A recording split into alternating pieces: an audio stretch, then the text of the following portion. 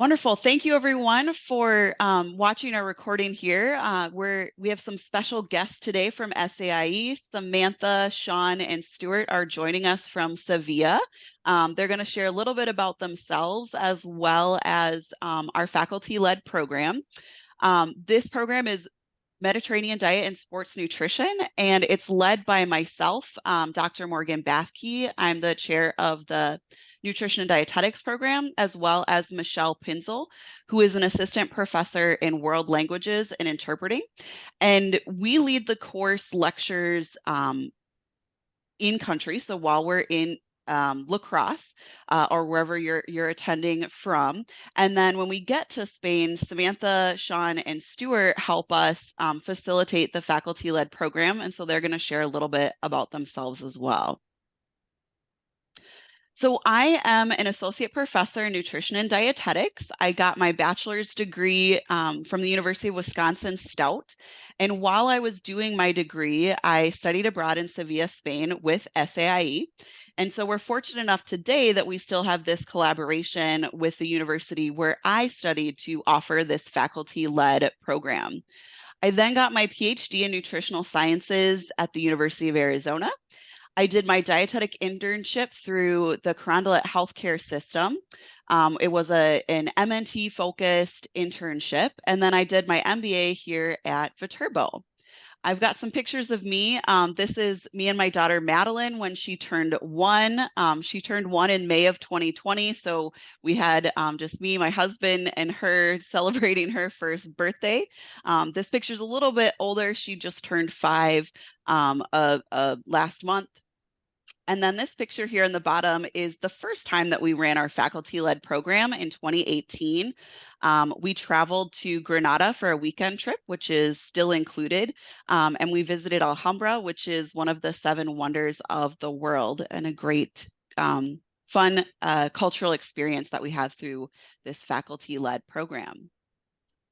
Michelle, as I mentioned, she is an associate professor in interpreting studies and languages. She got her master's in intercultural management at the University of Limoges. So she is fluent in not only Spanish, but also French. She is a certified interpreter. She works at the Mayo Health System in La Crosse, the La Crosse County court system, as well as community settings. She is a sister, daughter, cat mom, yogi, Buddhist, a community member, hiker, teacher, and friend. She's a lot of fun to travel with. So Michelle has pictures here with her 2 nieces and her dad. And then here she is the director of our interpreting program here at Viterbo. And so here she is at one of our local clinics with the interpreting students. She is a wonderful resource to have on our faculty-led trip because you don't need to speak Spanish to go on this trip. And so Michelle is great at helping us with those interpreting needs. So with that, I will pass the mic to Sean, who is going to tell us a little bit about himself. Thank you, Maria. And I would just like to introduce myself. I'm a program manager for the SAI Study Abroad program. I also studied at SAI as an exchange student, even though I was born here in Seville. I graduated from UW-Platteville with a bachelor's degree. And when I came back, I started working for SAI. Now I'm actually currently the program manager, and I coordinate most of the faculty-led programs for SAI. In this case, with Viterbo, I've been coordinating the program the last, 3 programs, I believe, that we've done. And a bit confused. What else? I'll be basically your guide the moment you arrive here. I'll be also helping you with any language barriers that you have. And I'm sorry, Maria. Can we start again? Oh, that's perfect. That's great. And tell us about your 3 passions: food, traveling, and sports. Okay, well, my passions are food. I love food from all over the world. Traveling and sports, I think it just goes from our background. Me, my brother, and my sister, the directors of the program, we have an international background. We were born and raised in Spain. We've all had international education, studied at a French school. in Spain. We're bilingual, trilingual. In that case, myself, I'm bilingual, Spanish and English, and I'm pretty advanced level at French. And yes, I love traveling. I've traveled all my life. I've been to mostly all the continents in the world, missing, well, Australia, basically. And, oh, what you would say, South America, even though we consider America and Europe and Spain. And yes, I'm addicted to sports. That's, I would say that's pretty much a little me, myself. Awesome. Thank And you, Sean. mm, And here's a picture of Sean, oh, Michelle, and I in Granada a couple of years ago as well with the faculty-led program. You can see Alhambra in the background.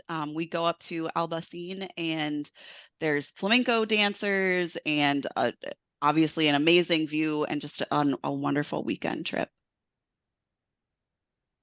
okay. All right, Thank you. Samantha. Hello, everyone. I'm Samantha. I am the youngest of four. I thought I would be original like my siblings and do exactly the same they did for education. And I studied my bachelor's degree in Platteville my senior year.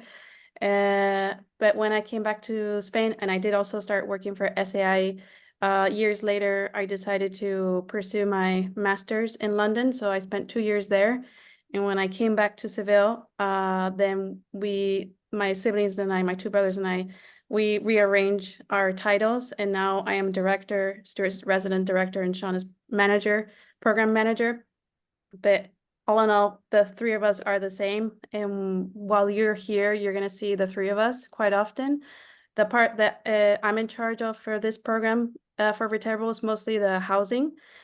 We place you with Spanish homestays. And obviously, I always ask Maria and Michelle to send a lot of information about you and your hobbies so I get an idea of what kind of home you would be best in, like just so you interact better with your family.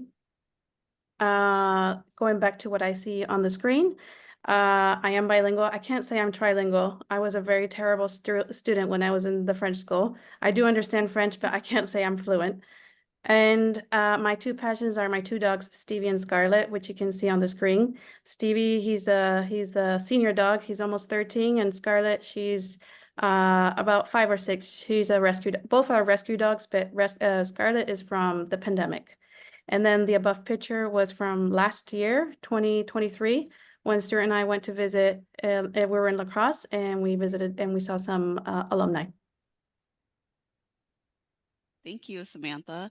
And I'll say we are fortunate enough that we do get to see guest appearances by Stevie and Scarlett when we're on our faculty led. So if you're missing your doggies back home, you can get some Stevie and Scarlett love.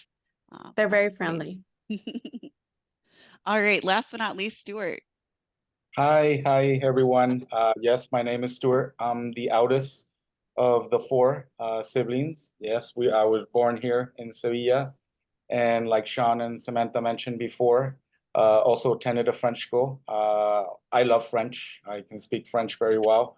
And yes, eventually ended up doing my senior year in Platteville, UW Platteville, Wisconsin. That was back in 1999, and I've been working in international education since, so over 25 years of experience. My passions are, as you can see by the pictures, soccer and traveling. In the first picture to your right, you can see myself in the famous Real Madrid Stadium, Bernabeu, that just got remodeled. I'm wearing my local colors. There's two teams in Sevilla that you have the chance probably to attend some professional games. My team is Real Betis Balompié. And then to prove how much I love traveling, in the bottom picture, I'm there in Sedona in Arizona, my first time, also wearing my Betis jersey, and it was such a fascinating state. I loved it. It reminded me actually to the Seville temperatures that we get here in the summertime. So yeah, I hope to be meeting you next year. And yes, my role for the faculty-led program will be more or less supervising and coordinating what Maria, Michelle, and Sean plan in advance, and any support. if there was anything, any emergency situation, I would always be there, ready to help. So yes, looking forward to meeting you all next year. Wonderful. Thank you so much, Stuart. So let's dive into a little bit more about the course.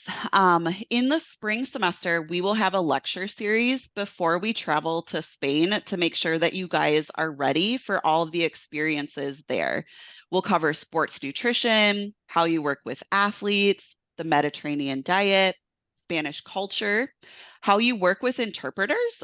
You will, obviously, Sean, Stuart, and Samantha, if they're with us on excursions, they can help with the Spanish language, and Michelle is also a trained interpreter.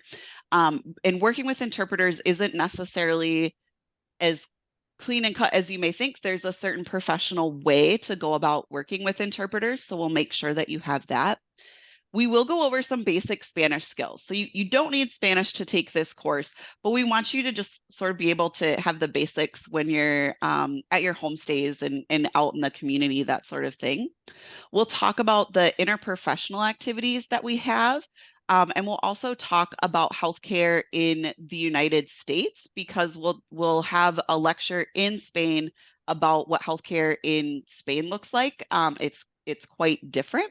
And so you'll have that reference of how it works here in the US compared to Europe, which will be a great frame of reference for all of you. I always share this story. One year when I was in Spain, I was having a really bad allergy attack, and I knew I needed an inhaler. So I went to the pharmacy to get it, and the pharmacist was sort of appalled. She's like, "I'm so sorry, you're going to have to pay for this, since you're not part of the European Union." And I'm like, "It's fine, I need it, it's okay." And she said, "It's going to be €1.50. And I was like, "Are you kidding me? I have a $40 copay in the United States. I'm just going to get my medicine here all the time, apparently, since it's so much less expensive." But it was interesting that she couldn't believe that I'd have to pay anything for healthcare, where in the United States, we're used to spending quite a bit. The picture that I have on this slide is the cathedral in Sevilla, lit up at night. We will tour the cathedral, and we'll climb up La Giralda here to see some spectacular views. It is a great part of the trip. When we're in Spain, you do have a homestay, like Samantha said. You live with a Spanish family. Laundry and some of your meals are provided. So you'll have laundry once a week, and you have meals from Sunday evening until Friday at lunch. And the reason for that is because we're generally traveling on the weekend, so you won't be there to have meals anyways. There will be 2 to 3 students per house. And like Samantha said, Michelle and I collect a lot of information before we go. We ask about your Spanish level. We try to match students that maybe don't have any Spanish to students that have some Spanish. We ask about your roommate preference. So if you're traveling with someone you want to room with, we do our best to accommodate that. And we also ask about allergies as well. And Samantha knows, like, for example, if you have celiac, she knows the Spanish homestays that have had students with that before. And so she'll do her best to match you with those homestays, so that way you're in a comfortable environment. Samantha, is there anything else that you would add about the homestay experience? Just to make it clear that we always try to make sure that all the students live in the same neighborhood. So, oh, sorry, my phone was ringing. So we just make sure that, yes, so for every activity or going to school or for whatever, everybody can walk together. Yeah, that's wonderful. Some pictures that I have here. This upper picture is our paella dinner. We take you guys out to I think the best paella that I've ever had, and we make sure that you get this authentic paella experience versus maybe like the kind of crappy tourist trap paella. And it's a lot of fun for us to get together and have a meal. And then this guy might look familiar. This is Sean. He comes with us pretty much everywhere. He's here with a previous student in front of the SAIE building. So I have a link to a video here that I encourage you all to watch. It was developed by SAIE, and it shows students that studied abroad, and they talk about their experience, but it also shows you like what the homestays are like, Actually, the Senora featured here was my Senora when I studied abroad in 2007. So you can kind of see it's really like a family experience. That's what I love about the homestay. 2007 was a long time ago now, almost 20 years, which is hard to hard to believe. But I am still in touch with my Senora and her family. Every time I go to Spain, I see her. I have hand-me-down flamenco dresses from her granddaughters. It's a absolutely wonderful lifelong relationship that you'll develop with your homestays. And I can guarantee that you won't regret it. Anything you guys want to add that I missed? The only thing I'm sure you've mentioned, not in this, but to be aware of all the time that I would add is walking. I know, I'm sure you mentioned orientation, and I know we enforce this to every student that comes, but unlike American cities, here you're going to walk a lot. And walking 30 minutes, it's a normal distance for any other Spaniard. Like when you go to university or school here, you walk 30, 40 minutes. It's a normal thing. Fortunately, again, Seville is a very flat city, so there's no hills or anything like that. So I would definitely recommend you bring some comfy shoes. You know, we're going to be doing a lot of walking. I mean, the public transportation is very good, but most people just walk. That's one thing. Absolutely. You will get your steps in on this trip for sure. But that being said as well, like Samantha always makes sure too that you're not walking like an hour from No, your no, homestay. It's more like 30 minutes. But that's what an average Spaniard will walk in a day. We do have a lecture too right before we leave in May where we talk about what to pack, and comfy shoes is on the list. Awesome. So when we're in Spain, we will work with culinary students. We're going to learn about the traditional Spanish dishes, and then you work with the Spanish culinary students to actually prepare the dishes. And then the most fun part, eating them, right?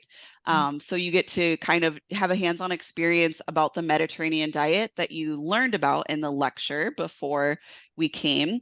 And we'll also learn about American farm to table. So farm to table is really popular here in the United States, but it's just starting to become a thing in Europe. And so the Spanish culinary students are really excited to learn more about that. And it'll be good for you all as future nutrition professionals to understand what goes into the American farm to table experience as well. And you can see one of our past students here, she's making Solomillo whiskey, having a lot of fun hands-on in the kitchen there. You'll also work with Spanish athletes. So you'll have counseling sessions with them where you get to know them, ask about their dietary habits, and then you'll provide them education based on their dietary habits. Maybe they need to increase their protein or have more snacks, things like that. You will be required to create a meal plan for your Spanish athletes. So it'll be a good hands-on experience as far as sports nutrition goes. And we work with Club Nautico, where they have rowing, swimming, volleyball, and soccer athletes. And the rowing athletes are Olympic athletes that actually won the gold medal in 2020. So an awesome experience there. And we also have the opportunity to work with Betis, which is the professional basketball team in Sevilla as well. Anything that I missed with working with the athletes that you guys would add? Nothing. I think you hit it. Well, definitely, like I said, of this list, I think one of the fun parts is definitely working with the rowing athletes, because most of these we got rowing athletes that have been in the Olympics and that will be going. So I mean, the level of rowing is high, really high. And these rowers and the swimmers as well. I mean, the rowers and the swimmers, again, they train every day, they practice every day, and I'm sure they will really appreciate to have some feedback from a nutrition point of view, because sports here at this level, even though a lot of these athletes might be going to Olympics, up to at the club level, they still don't have like nutrition people helping them on a day-to-day basis. So I'm sure all the feedback you can give them will be much appreciated. So the pictures I have on this slide, this is a day trip to Ronda, which is a city in the cliffs. It's absolutely gorgeous. And then here is our beautiful paella dinner that we all get to share. We'll also work with elementary school students while we're in Spain. So this, I think a lot of times this is one of the most favorite activities of the students when we do the faculty led. They love working with the little kids. So you will provide them nutrition education and then do a hands-on activity. Because they're elementary school kids, you're not going to lecture at them for an hour. But you can see here are our students lecturing a couple of years ago or maybe last year. I can't remember at this point, but you can see Michelle is interpreting for them. So again, you don't need to speak Spanish to complete this course. And then after the lecture period, you do a hands-on activity with them. And here's all of our students with the elementary school kids. It is a lot of fun and a great way to give back to the community. We'll also, of course, have to do some food tasting and tours while we're there. So we tour a winery as well as an olive tree farm and olive oil processing factory. We just did this for the first time last year, and I learned so much about olive oil that I thought I knew everything about. And it is super fun. We get to taste everything, and it's just a great experience while we're there. We also have a lot of cultural experiences. So we mentioned the weekend in Granada. We always end our trip with a beach day to Cadiz.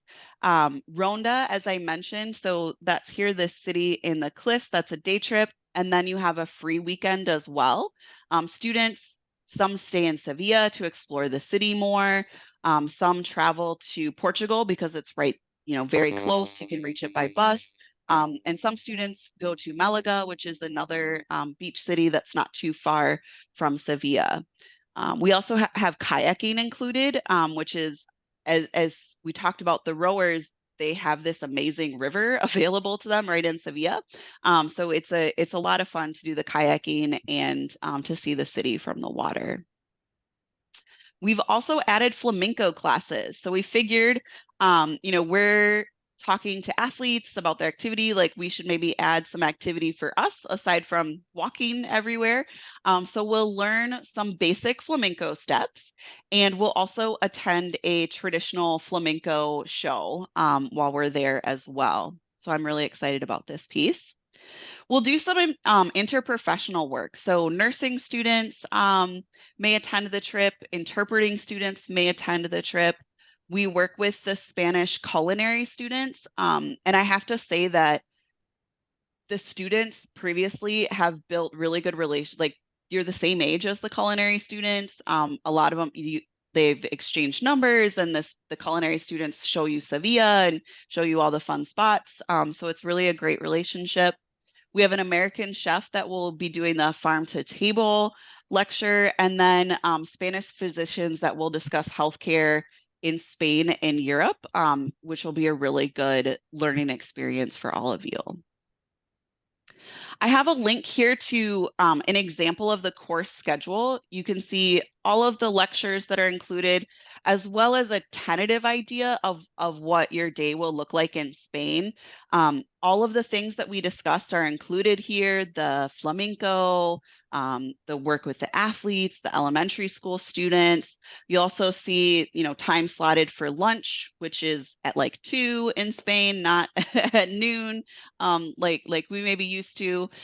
So this is also attached as well. So take a look at that just to kind of get an idea of what your day may look like. And then you do receive nutrition course credit for this. So it counts as a graduate course elective, even if you take it during your undergraduate degree. So if you do take it during your undergraduate degree, you pay undergraduate tuition. So it's a good opportunity to do that. We've had students that take this course in their undergrad and then love Spain so much that they want to actually go back and do their clinical hours there. So I would encourage you to take it sooner rather than later. You might get the traveling bug and want to do more experiences abroad. It also counts as 1 credit of clinical. Oh, can't hear you. Okay, yeah. Happen.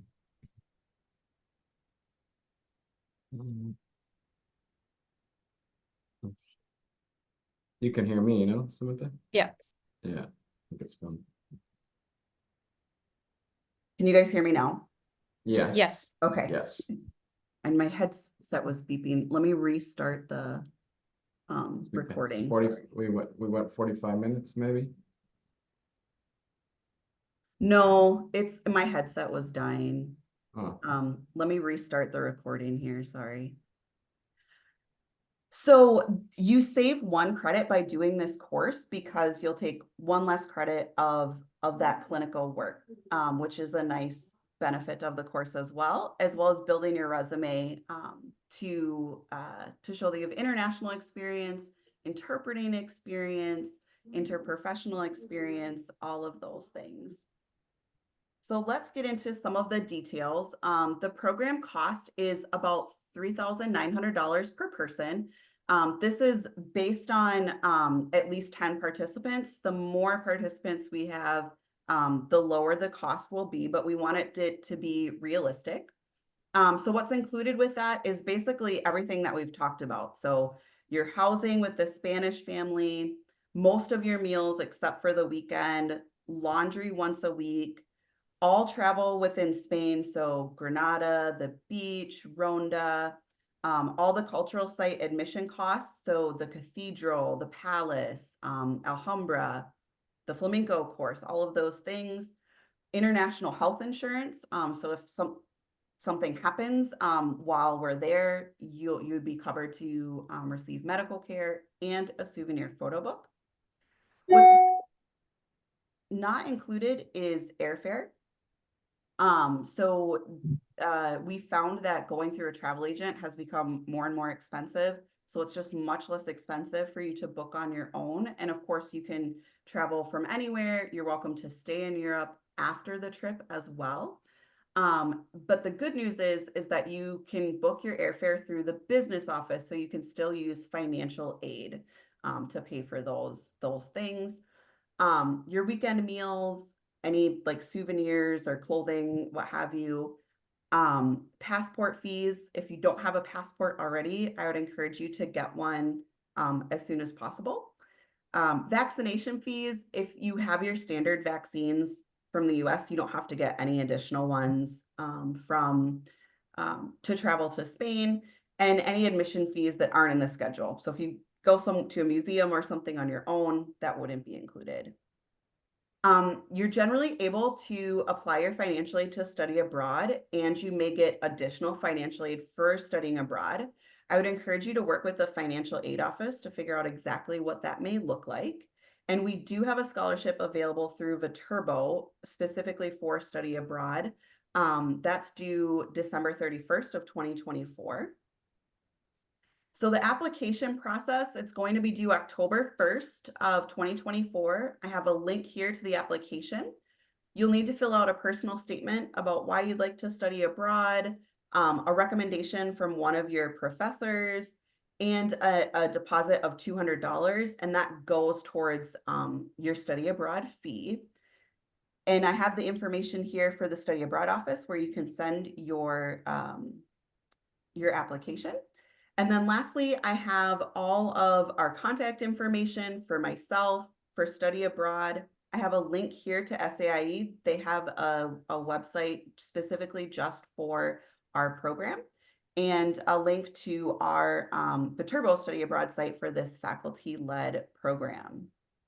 Sean, Samantha, Stuart, anything that I missed that you guys would like to hit on? I think you covered everything. Yeah, I think that was a great overall description of the program. I think we're just excited to see you here in Sevilla once more and to meet you all. Yeah, I would like to add that the way we run, especially our faculty-led programs, is a very hands-on, very family-oriented, very close and personal. So normally, I would say, I'm going to say it, 100% of the times, you're always going to feel very comfortable and very safe in Sevilla. So like Maria mentioned before, Spanish, fluency is not a requirement. You're always going to have us around you at all times. And yeah, really looking forward, hopefully, to meet you next year. Wonderful. Thank you guys for attending. As I mentioned, don't hesitate to reach out with any questions or concerns, and we look forward to seeing you all in Spain.